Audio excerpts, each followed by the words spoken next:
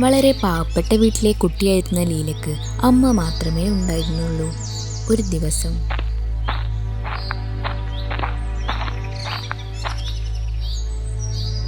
അമ്മേ, എൻ്റെ കൂട്ടുകാർക്ക് എല്ലാവർക്കും ഫോണുണ്ട് അമ്മേ, എനിക്ക് മാത്രം ഫോണില്ല. അവരെല്ലാവരും എന്നെ കളിയാക്കുന്നുണ്ട് അമ്മേ. എനിക്ക് ഫോൺ വേണം.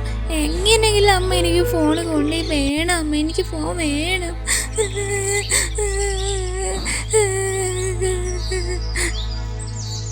അയ്യോ മോളെ കരയല്ലേ, അമ്മയ്ക്ക് മോളുടെ വിഷമം മനസ്സിലാവും മോളെ. മോൾ അത് വിചാരിച്ച് നിരാശപ്പെടരുത്.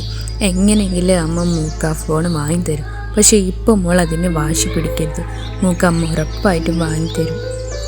അവളുടെ മുഖം കണ്ട് അമ്മയ്ക്ക് വളരെയധികം സങ്കടം തോന്നി. കാരണം അവളുടെ ആ മുഖത്തുണ്ടായിരുന്നു എത്രത്തോളം സങ്കടമുണ്ടെന്ന്. അവരത്രയും പാവപ്പെട്ടവരായിരുന്നു. തൻ്റെ മകൾക്ക് വേണ്ടി ആകെ ഉണ്ടായിരുന്ന സമ്പാദ്യം എടുത്തുകൊണ്ട് അമ്മ ആ വീട്ടിൽ നിന്നും പോയി. തിരിച്ചു വന്നത് അവളുടെ ഇഷ്ടമുള്ള ഫോണുമായിട്ടായിരുന്നു. വളരെയധികം സന്തോഷത്തോടെ അവൾ തുള്ളി ചാടാൻ തുടങ്ങി. കാരണം അവളുടെ ഏറ്റവും വലിയ ആഗ്രഹമായിരുന്നു അത്. അമ്മേ, ഒരുപാട് നന്ദിയുണ്ട് അമ്മേ. ഞാൻ ഇത്ര പെട്ടെന്ന് എനിക്കിത് കിട്ടുന്നു പോലും വിചാരിച്ചിട്ടില്ല അമ്മേ.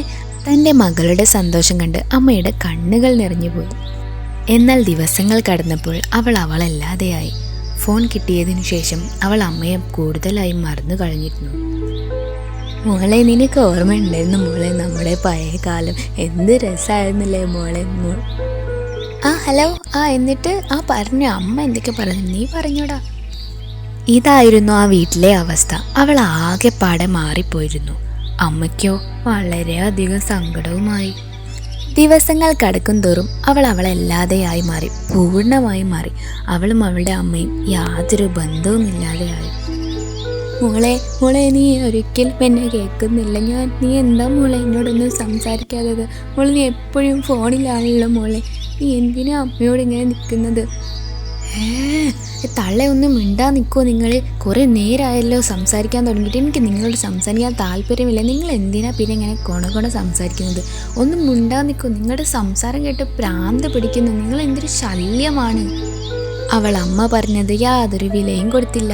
ഇതിനിടയിൽ അവൾ ഒരു യുവാവുമായി ഇഷ്ടത്തിലായിരുന്നു. അയാൾ അവളുടെ വീട്ടിലേക്ക് വന്നപ്പോൾ അവൾ അയാളുടെ കൂടെ ഇറങ്ങിപ്പോയി. സ്വന്തം അമ്മയാണെന്ന് പോലും അവൾ ഒരു നിമിഷം മറന്നുപോയിരുന്നു. ഉറങ്ങി എഴുന്നേറ്റ അമ്മ അവളെ ചുറ്റിലും തിരക്കി.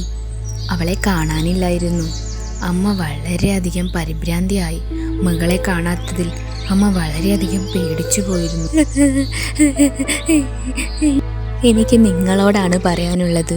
ഇന്ന് എൻ്റെ മകൾ പോയ പോലെ നാളെ നിങ്ങളുടെ മക്കൾ പോകുന്നതിന് മുമ്പ് നിങ്ങൾ അവരുടെ ഒരു സുഹൃത്തായിരിക്കുക.